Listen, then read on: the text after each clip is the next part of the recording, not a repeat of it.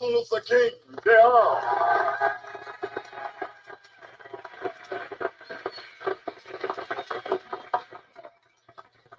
I am happy to join with you today in what will go down in history as the greatest demonstration for freedom in the history of our nation.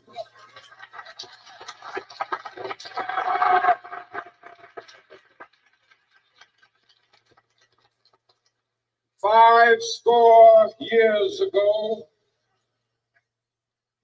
a great American in whose symbolic shadow we stand today signed the Emancipation Proclamation. This momentous decree came as a great beacon light of hope to millions of Negro slaves who had been seared in the flames of withering injustice. It came as a joyous daybreak to end the long night of their captivity. But 100 years later, the Negro still is not free. 100 years later, the life of the Negro is still sadly crippled by the manacles of segregation and the chains of discrimination. 100 years later, the Negro lives on a lonely island of poverty. I have a dream that one day this nation will rise up, live out the true meaning of its creed. We hold these truths to be self-evident, that all men are created equal.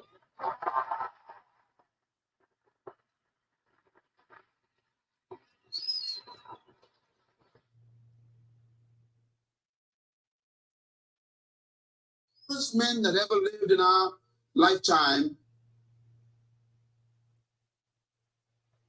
all fallen mankind is you need an alternative government. And the government that God promised us is not a democracy, a dictatorship, or a communist government, or a socialist government. The Bible introduces a government that is a kingdom. Now that's important. If I had a choice between living in a democracy or living in a true kingdom, I would choose the kingdom right away. And I'm going to tell you why during this process this morning. All the politicians and the social scientists and the economic programs of the world have been falling apart, and the only system that is yet to be tested on earth is the kingdom of heaven. Why? Because heaven has never been yet accepted by the United Nations. They keep believing that the solutions to earth are on earth. And the problem is we as humans are not honest. We created the problems that we're trying to solve. And I believe one of the smartest men that ever lived in our lifetime was a man called Albert Einstein. He was a Jew. Albert Einstein, as you know, is famous for his studies in energy. But he made a statement that I still believe is a very important statement. He says, you cannot solve a problem at the same level it was created. Write that down. You cannot solve a problem at the same level it was created. In other words, if you produce the problem, to solve it, you have to actually go to another realm or another level to solve it. Our problem on earth is that all of our problems we created. And then we hire people, call them politicians, and tell them to solve it. But the politician is us. They went to the same schools, they learned the same education, so it makes them smarter. And this is why they can't fix your country any better than you can. And I believe we have been very, very dishonest with ourselves, because we demand from them what we know we ourselves don't have. And if they came from us, how can they have something we don't have? So we complain to them when they can't solve the problem, when in fact we educated them with our educational system, which can't solve our problems either. And so we have this cyclic frustration going on, and that's why the world governments don't know what to do. I listened to all those people on that debate yesterday. I was engrossed in it because they were talking about my talk. They were talking economy. The kingdom of God has not been tested on earth yet. And Jesus said it will be tested. Let me quote where he said. Matthew chapter 24, write it down, verse 14.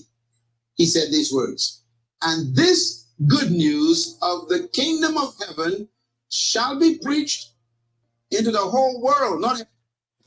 Welcome, folks. Welcome to Talk TV Media Network. Welcome. This is Second Opinion by Ngardu. Here at Talk TV Media Network today. Today is August the 2nd, AD 2023. Welcome to the show. Welcome. This is Second Opinion. It is just a 30-minute show here. I just feel so compelled to come to you to talk to you about the topic right on the screen. How tested are our leaders to run a country? Leadership is very, very important. And the reason why we have to discuss this is elections is around the corner, and people have to make conscious decision as to what to do. Liberia is closing to elections. So we need to find out. So this is where Second Opinion comes in. And before I even begin, let's see that Plato said opinion is the medium between knowledge and ignorance. Opinion is the knowledge, right? Right there. I didn't say that. Opinion is the medium between knowledge and ignorance. By Plato, one of the greatest philosophers that ever lived. It's common sense, my people. Common sense. When I ask the question as to how tested and prepared our leaders are you to run a country?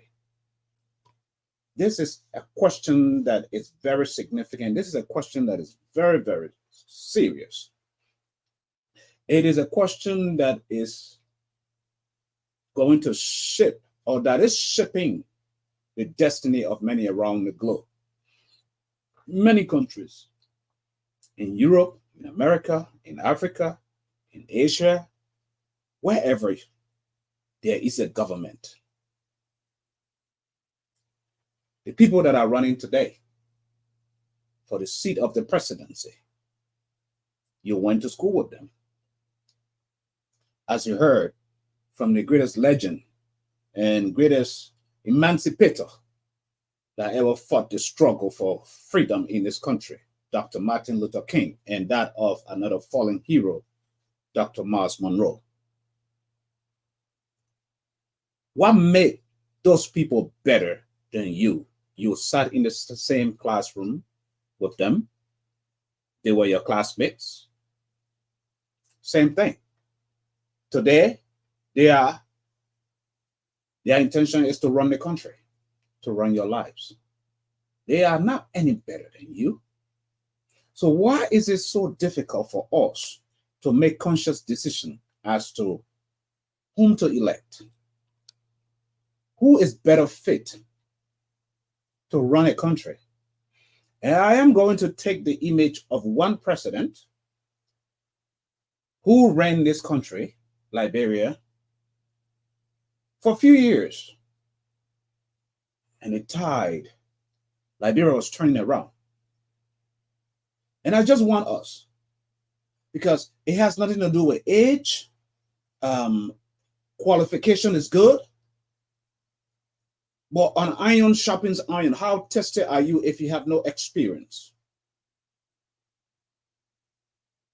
You cannot run. Boys do not run a country. Boys run a club. A country is not a club. A country is not a group. A country is not a susu. Liberian man says susu. Club. No. A country is something, it's a nation that has to do with people's lives, the betterment, resources, equitable distribution of resources for the nation. So at this point, second opinion is here to give you a thought process, as in you have to choose between good and evil. Even if there are two evils, you have to choose the lesser evil. Today, we witness the coming together of political leaders in Liberia at the national elections headquarters in Cinco. All of them, those who were not present, their representatives and their vice presidents were there to represent them. They were having a dialogue to set the stage, to set the platform, because elections are about to open officially.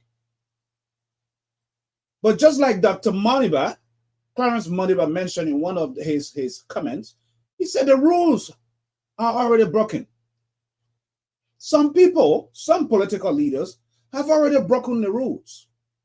If the elections have not been officially launched according to law, and people have placards, billboards, t-shirts, and running elections, that is in complete violation of the election laws. And they're supposed to be fined by the election commissions. I am just pointing this out so you tend to realize, go with me and agree with me, the independence of the election commission in these October elections. How independent is this election going to be if the judge who's supposed to, and that of the justice minister, serious complaints and concerns were raised today.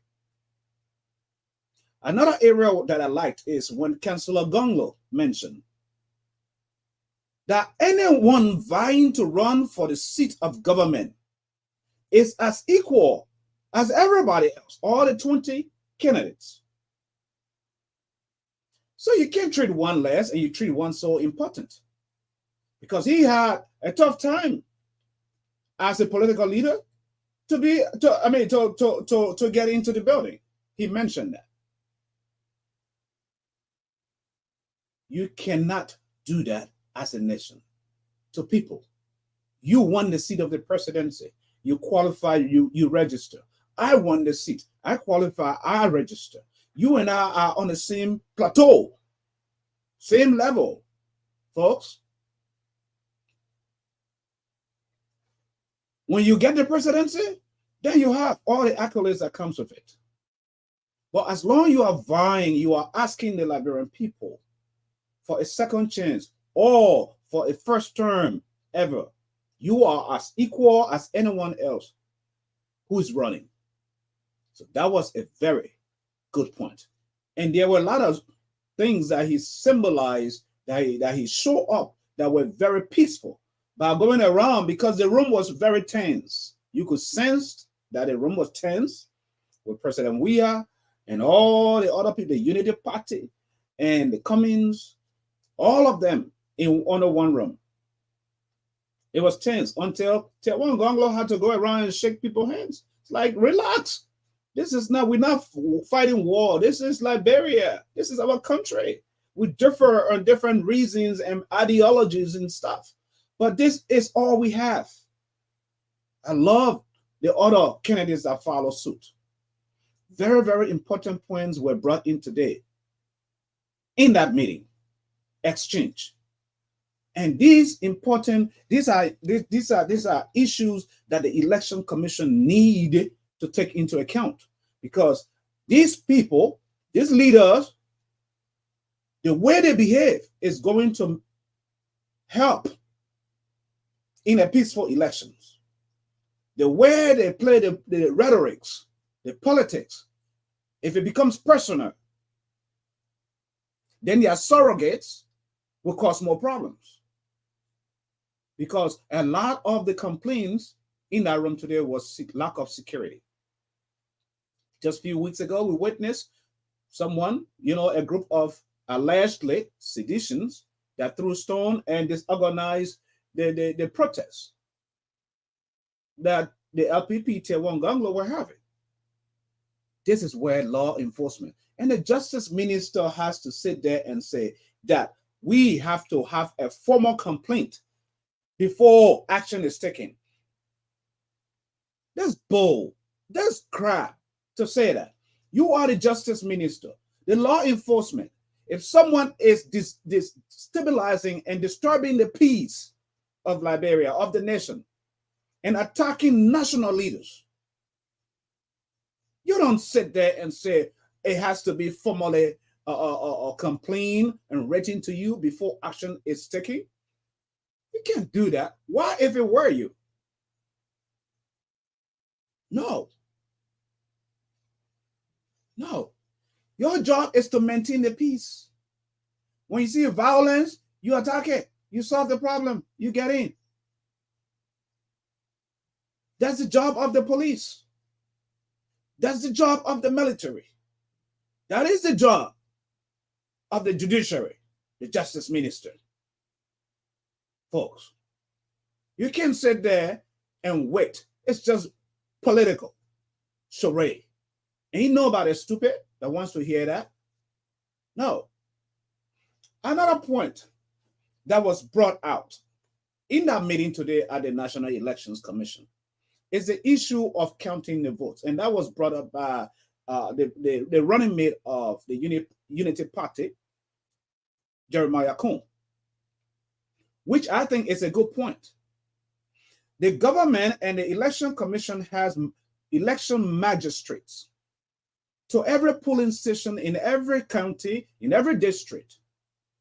And these are the people that will be present when election, at the end of the day, when polls are closed, the counting of ballots, and those ballots, those results will be forwarded to the National Election Commission.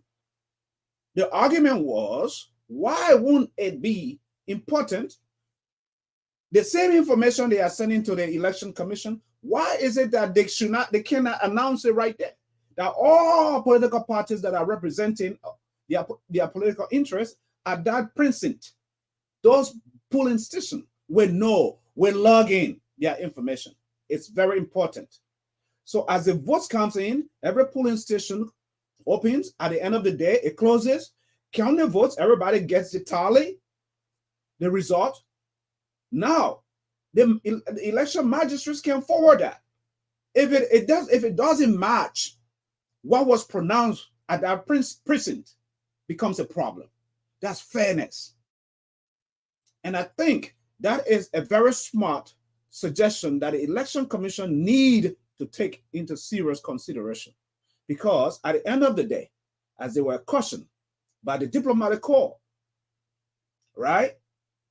Peace is all Liberia wants. If you run elections, if you do things openly like that, even if anybody wins, everybody will come up on board and say, yes, he or she won. Any cloud that you put on top of that is going to derail the process. It's going to be chaos. It's going to cause chaos into the country. That's it. President Weah went up and spoke, read from his written whatever he had. It was good for the hearing of the ear.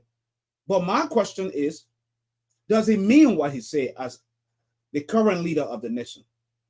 That the Farmington declaration is not just a mere paper. That it's something that he vowed to execute to make sure that it works. But it's not just a mere talk, political rhetorics. When you have all your seditions, all your hooligans around you causing chaos and trouble around the country, and they go with, impunity, no impunity or whatsoever. How can you say you're going to implement the peace when your people are causing trouble and you cannot get them under control? Are you kidding me, folks? Welcome to the show, Abel. All of you watching, welcome. Lofa Peking, Kumba, everybody. I just felt like second opinion here. I need to discuss that today. Liberians need to have a second opinion. So, my point here is, how tested are our leaders to run a country? What I mean by that is, here in America, before you get hired for a job, you have to apply. You go through what we call background check. They're going to check you, your background, to find out if you have enough experience, how many years experience you have, how knowledgeable are you to this job that you apply for. When whoever that company is sees a fit based on your qualification, they say this is a good candidate out of many. The 20 political leaders that are vying for the position of the presidency of Liberia have applied for a job. They have applied for a job. And come October 10, the Liberian people need to decide who is most qualified. How do you come up with some of those criteria that are laid out when it comes to the qualification? One, the owner of that company, whoever's doing the application, the hiring, has to look at this person's resume, where they have worked. Let's say if they have worked in management level before and that's the position they have applied for, have they ever had managerial experience before? Right? This is not an organization that you're applying for. You're applying for a serious job. Have you worked in government? Do you know how government functions? Do you know how government runs day to day? Do you know what it means to take 30 plus days out of the country on government and taxpayers' money? Do you know what it means to travel luxuriously while your people are struggling? Have you been tested? How tested are you? This is why Miles Monroe said you cannot make poor people. You cannot put poor people in government. Right? You can have all the love for country. You can have all the money in the world. If you don't know how the system works, you can have all these qualifications and you will not be able to run that system because you don't know how the system runs. You have never been a part of it. And this is why this election is key, that electorates, those who are voting, will realize that they shift their mind to those who have worked in government and have been tested and proving that they have the resume, the right resume. They have dealt with corruption, getting away with brown envelopes. They know how the system, they know how corrupt the system is and where it is corrupt, how to clean it out. Folks, if you don't have that mindset going to the polls, you are going to vote someone who is inexperienced. You can vote somebody because they dress so well. It's about competence. It's about competence. Anybody can dress better as long as they have money. The ugliest person, once they have money, they can dress and look nice. That doesn't make you qualified. Liberian people, this election is crucial. It is so crucial to the point that it is the election that is about to shift the destiny of Liberia. This election.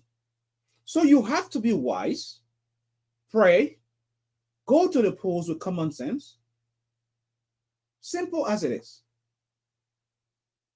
You have a lot of people, 20 aspirants running in a race, right?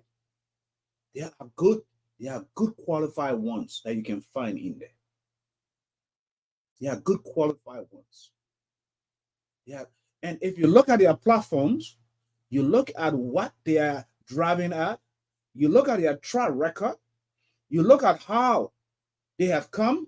If the society is corrupt, and I tend to live in that society and I cannot be corrupt, that tells you a lot. That tells you a lot. If the world, the international community is praising individuals that have qualification and credentials to run a government on my team, that should send a better signal to you.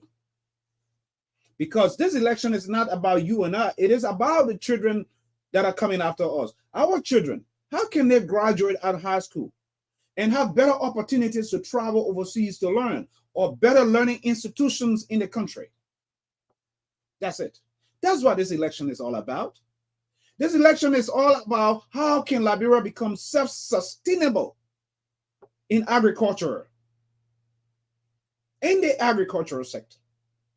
This election is about how can we have good roads to compete with our international partners, as in produce and products are flowing from the farm to the market. This is what this election is about. It's not about a bunch of boys that are ganged up together and you call them a club. The thing that sometimes gets me really baffled and pissed off is this so-called, when these political people meet and all the surrogates are there wasting 30 minutes, 1 hour doing battle cries. And you go home hungry on top of it. For nothing battle cry. You do battle cry for 1 hour. Time is of the essence. Wasting time. I don't blame y'all because Jin Jong is working. Drugs are in the country. Right? You're high. That's what you got to do. Kush is in the country. These are the things. I, as a normal sound person, will not stand somewhere and battle cry, cheering somebody up for 1 hour. If what you have, your message, come and say it. Waste of time. What is that? Because there's no work in the country. Because if you have a job in the country to do, if you have a piece of work that's bringing food on the table for you, for your family, you're not going to sit to go waste your time somewhere like that. No, you won't. You won't be running or leaving your job, something that put food on your table at the end of the day, going across town to go cheer someone up because they're giving you a piece of handouts. It's poverty. The country is poor. Too many people poor. Too many. The infrastructure of the nation is breaking down, our people. And this is the generation. When I talk about being tested, I go to William R. Talbot. This is just the example I want to point out to you guys. This is Tubman, William Tubman, the 19th president of Liberia, William Tubman. I'm talking about being tested. The man who served this man, President Tubman, was William R. Talbot. For years, he was in the trenches. He understood how government runs. He was there. He didn't have all to say. Tubman was in the seat. Tubman was in the driver's seat. A Baptist minister going to church, preaching, at the same time, loving God and serving his country.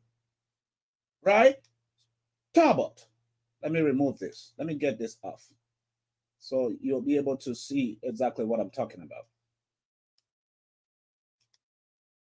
Okay. This is William R. Talbot, the 20th president of Liberia, the man who succeeded this man.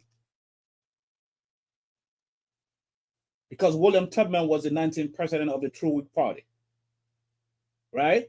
And all the years that William Tubman was there, William R. Talbot was serving him.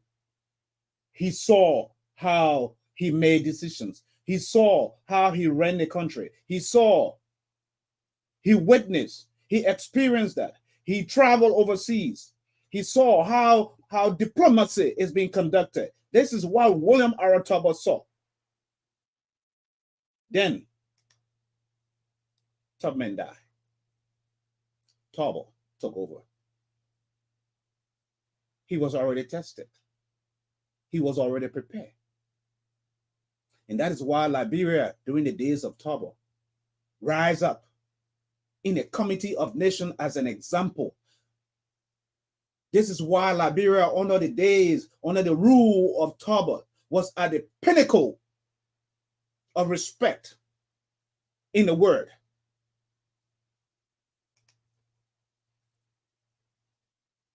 That's Tarbot. The elder Tarbot becomes a pastor at Zion Praise Baptist Church in Bentonville. He had a fear of God in his heart in the first place. 1954. This is Tarbot, 1979. Serving as chairman of the OAU. When the OAU, I remember that as a young boy growing up. OAU, welcome to Liberia. Oh, Liberia, welcome to you. OAU, welcome to Liberia. Oh, Liberians say, welcome to you. When we run as kids, as boys, holding the flags and welcoming national and international leaders across the world. When Hotel Africa was Hotel Africa. Now go to Hotel Africa and see what it looks like. Folks, go to Hotel Africa and see what it looks like. The place that has harbored international world leaders. The best #1 tourist center in West Africa and Africa. You look at Hotel Africa, dilapidated, cannot be fixed.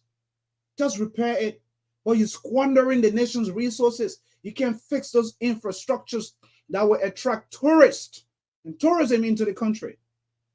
Look at Duka Hotel. Duka, Mamba Point, Duka Hotel. When our days when we went up Duka, when our hotel was functioning, you go up, you see the entire, I won't say you even see the entire Montserrat or Monrovia, you see the entire country. The scenery is beautiful. You want to tell me that the Liberian government is not capable to improve and open up and reconstruct those money-making infrastructures into the country? That is what I'm talking about, folks. Liberians, think Liberia. Build Liberia. Nobody's going to do it if we are not willing to do it ourselves. Why? Because until we can turn the tide, until we can make a roundabout face to realize that this Liberia we have is all we have, is our pepper bush, and we have to make it better for the way we want it, it would never get done. Because those that we have in the diaspora, those we have outside of Liberia that are coming with peanuts that we think is money, they are coming to exploit us. They are coming to steal from us. You think someone will come as an organization or from America or from Europe and give you 1 million if they don't have a better interest that they're going to be able to get 1.5 million or 2 million from you? In the world of business, in the world of governance, nothing is for free. And as a leader, as a politician, you ought to realize that. Running government is like playing chess. Running government is like playing checkers. That's it. You want to play in the best interest of your people. And in order to play in the best interest of your people, you have to have the best of the best on the table that know how to negotiate, that know how to play the game. Manchester United, Real Madrid, or Barcelona will not go to just go win if they don't have the best on their team. That's it. You have to have the best on your team to win. You have the inexperience, you lose. Folks, that's what I'm talking about. So it comes with experience. The office of the presidency in Liberia comes with experience, someone who has been tested, someone who has stood the test of time, someone who is now ready and willing to compromise the best interest of the country for their own self-aggrandizement. This is my second opinion today. And second opinion will be coming to you every week. Now that elections are about to be launched, officially begin. Because we are here on Talk TV, at Talk TV Media to give you the best alternative that you decide. You make a better judgment. I don't have to call someone by name or call this by name. You ought to know by now who is the right person to run that country. Someone who is not willing to be accountable to the people when it comes to the running of the nation's resources is not qualified. When the justice system ignores law violators, people who are infringing on people's rights, going with no punishment or no due process of law, that person needs to be out of government. So it's simple. Very simple. Very simple. It's not a rocket science. It's not magic. When you see someone with integrity, someone, because the Bible says a good name is better than money. When you see someone who wants to protect their name, far better than money, that's a good person. So how tested are our leaders for the presidency? How equipped?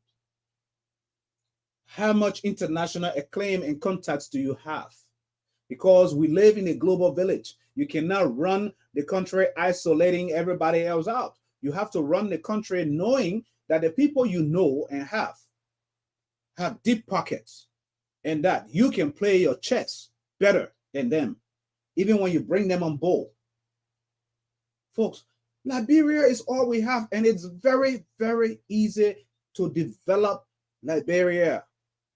Very easy. It's not that hard.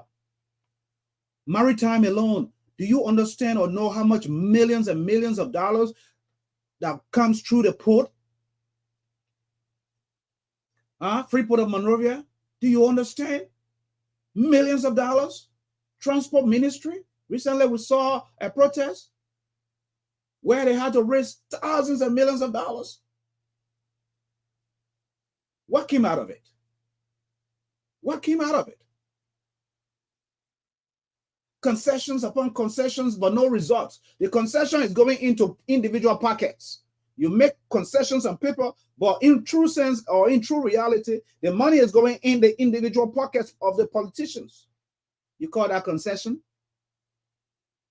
We pay taxes here in America, and when you walk or you drive in the streets, you know that the taxes, the money of the taxpayers are working because you see road construction taking place. Budgets are allocated. The city you're living in, you want to see how that budget is working, how that city mayor is running the budget, that city. You as a citizen, you as a taxpayer, if you request that, it's on the website. It's showing and you've seen it happening. Accountability, integrity needs to be restored to the institutions that governs us. Folks, integrity need to be restored to the institutions that governs us. You want to tell me why there are still coup d'etat taking place in Africa? It's because someone wants to stay in power forever. You sign a contract. You sign a social contract. You sign a constitutional contract. You promise the people 6 years or 12 years. And after that, you want to extend the constitution. You want to manipulate. That in itself, as one of the presidents, I saw a clip that I saw recently online, is a coup d'etat in itself. if you are perpetrating and manipulating the law to stay into power, you are causing. So a lot of this, it's just the sad part is the people get to suffer, right? So when the people are overthrowing these governments, that is signal that you need to put your house in order. If you overstay your turn or you want to manipulate the Constitution so you can stay in power, you are messing with the people, people's rights. You are infringing on the rights of the people. That's power greed. Nobody does that in these Western nations. America has four-year term as a leader. If you go the second term, you're lucky enough, that's 8 years. You finish your 8 years, you won't run anymore. Because you finish your 8 years, now you want to manipulate the Constitution to go for 12 years? You try that in America, then you'll see. And this is what military leaders and people in Africa are learning, their eyes are beginning to open. You want to stay in power, you don't want to go with the Constitution that brought you into power, we'll deal with you. We'll unseat you. In the process, maybe you might go to heaven quicker. Nobody's inciting, but you infringe on the rights of the people first. And I'm not supporting violence. This platform does not support violence. No, we don't do that. But the fight is we bring reason. We speak reason. We speak to truth to power. As a leader, if you are elected, all these applicants that are applying right now to become leaders in that country, if you are elected, you are lucky enough to become a leader or to become a minister of any ministry, your number one thing is, God, thank you that I have this opportunity to serve my people, that I have this opportunity to serve my nation. Service to your nation is the best, highest honor. That in itself is rich. So how do people look at being rich? It's not a bunch of money that you have piled up in your bank account that make you rich. It is a relative word. It depends how you interpret it. I can be content, I can be happy, I can feel fully rich if I have the opportunity to serve my country. And if that is all I can do and leave and retire with dignity and respect, I have accomplished. And that is, most people are like that though. Some people feel they have to have a bunch of money piled up in their bank accounts. That's the only way they feel. But you do not want to do that at the detriment of the people. You don't, folks.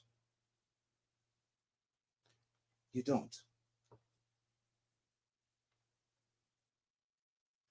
Listen to this last piece, and I will take leave of you. Now that's important. If I had a choice between living in a democracy or living in a true kingdom, I would choose the kingdom right away. And I'm going to tell you why during this process this morning. All the politicians and the social scientists and the economic programs of the world have been falling apart, and the only system that is yet to be tested on earth is the kingdom of heaven. Why? Because heaven has never been yet accepted by the United Nations. They keep believing that the solutions to earth are on earth. And the problem is, we as humans are not honest. We created the problems that we're trying to solve. And I believe one of the smartest men that ever lived in our lifetime was a man called Albert Einstein. He was a Jew. Albert Einstein, as you know, is famous for his studies in energy. But he made a statement that I still believe is a very important statement. He says, you cannot solve a problem at the same level it was created. Write that down. You cannot solve a problem at the same level it was created. In other words, if you produce the problem, to solve it, you have to actually go to another realm or another level to solve it. Our problem on earth is that all of our problems we created. And then we hire people, call them politicians, and tell them to solve it. but the politician is us. They went to the same schools, they learned the same education, so it makes them smarter. And this is why they can't fix your country any better than you can. And I believe we have been very, very dishonest with ourselves because we demand from them what we know we ourselves don't have. And if they came from Politicians are us. Politicians are people. They are us. What do we do with them? People coming into government with hidden agendas. We saw a good symbolism today at the National Elections Commission with the coming together of all political leaders vying for the position of the presidency in that country. It's a good symbol to see. As tense as that room was, it's still a good symbol from my perspective. To see people who disagree come together. And that in itself should tell them to carry good messages, as in, we disagree to agree for the sake of Mama Liberia. The country is at a crossroads of life. So as leaders, bury the hatchet. Don't get intimidated. Stop becoming personal in your attacks. Politics is not personal because governments come and go. Governments don't stay. No. Where is one of our greatest legends today? Dr. A. Messiah. He's gone. Where's Charles Stiller today?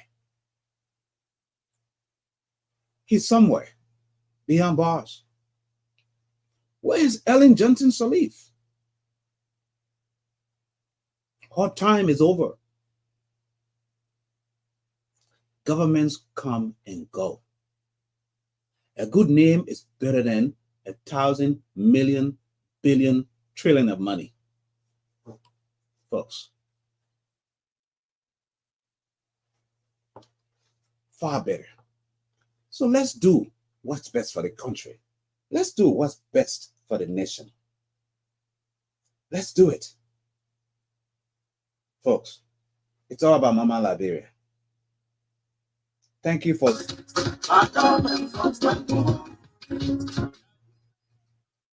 joining the show today. Second Opinion by Sam Ngardu. I'll be here next week, Wednesday, to discuss a new path to Mama Liberia, a new road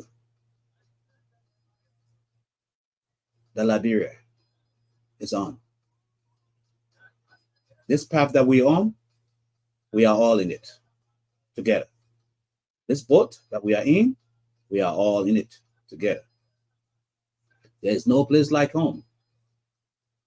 I don't care how many times Liberians travel across the world or live in other countries, they will always come back home because why? There is no place like home.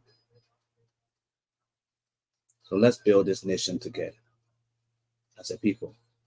Let's love each other. Let's speak truth to each other. Let's speak truth to power. Thank you.